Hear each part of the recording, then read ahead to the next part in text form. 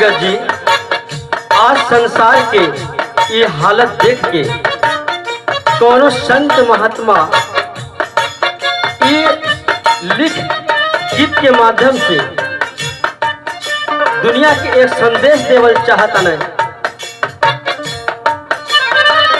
हरदम माया में रहब, भक्ति भजन कब करब।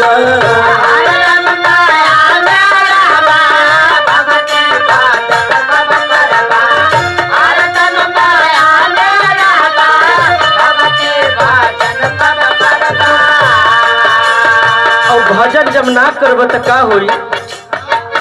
असही उमरिया तू बीतैब, कैसे मुक्ति पैब।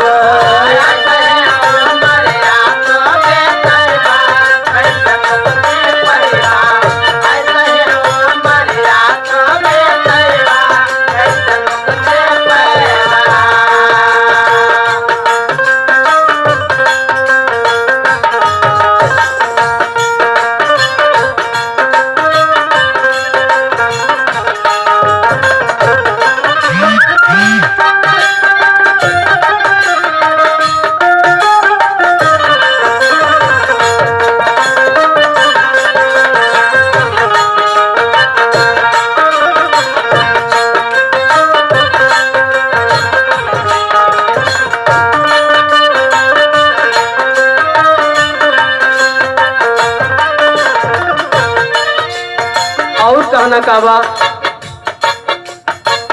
काम क्रोध लोभ छोड़ा छोड़ा अभिमानवा।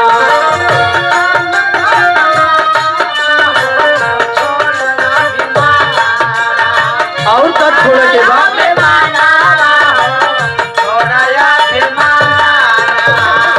और का छोड़ा की बात, चतुर चला के तजिद गुरु के समानवा।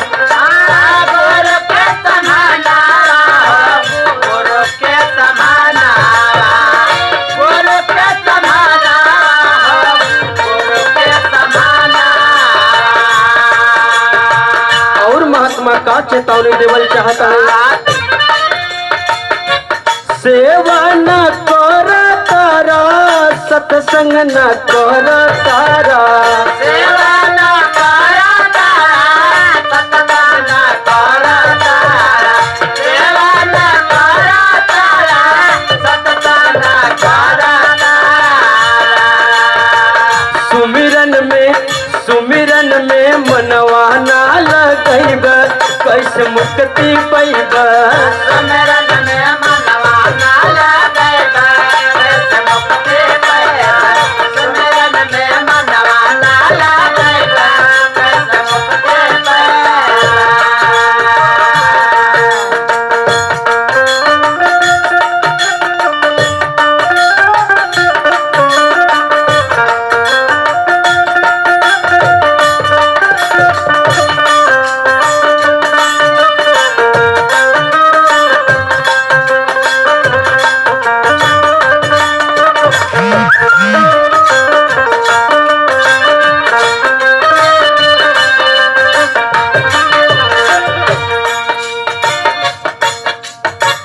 और का कहना बा,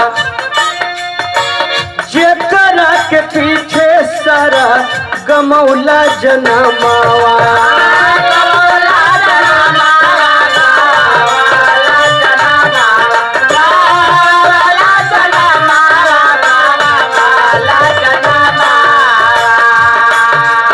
आज के इंसान का कहेला,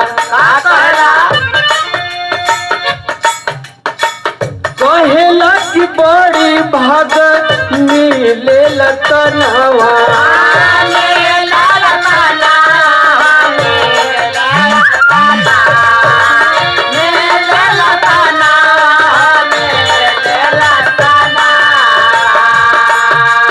और चेतावनी का बा,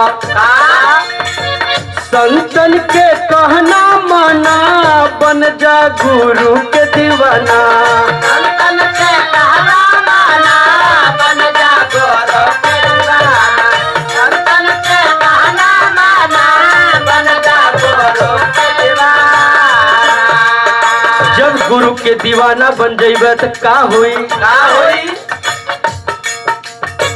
नहीं तो 84 के गोता खैबे नहीं तो 84 के गोता खैबे कैसे मुक्ति पैबे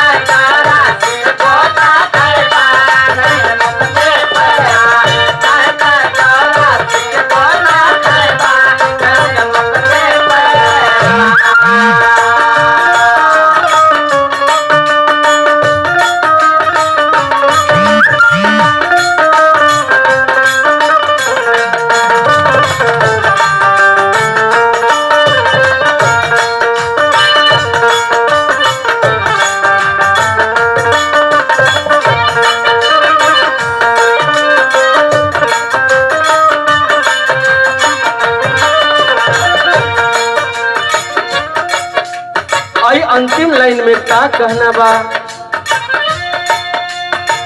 समय के सतगुरु अइले बन के खेवनहार हो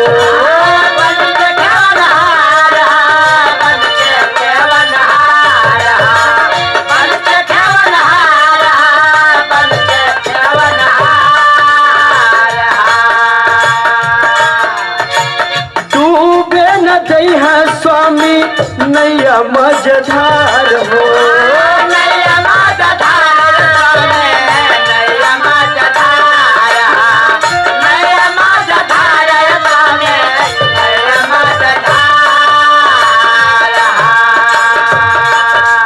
सतगुरु माता जी जे इनके शरण में आ जाई उनकर कहो भी नैया मझधार में ना डूबे देली और का कहेली कहेले राधे श्यामा लेला तू राम नामा कहेला राधे श्यामा लेला तू राम नामा कहेला राधे श्यामा लेला तू राम नामा।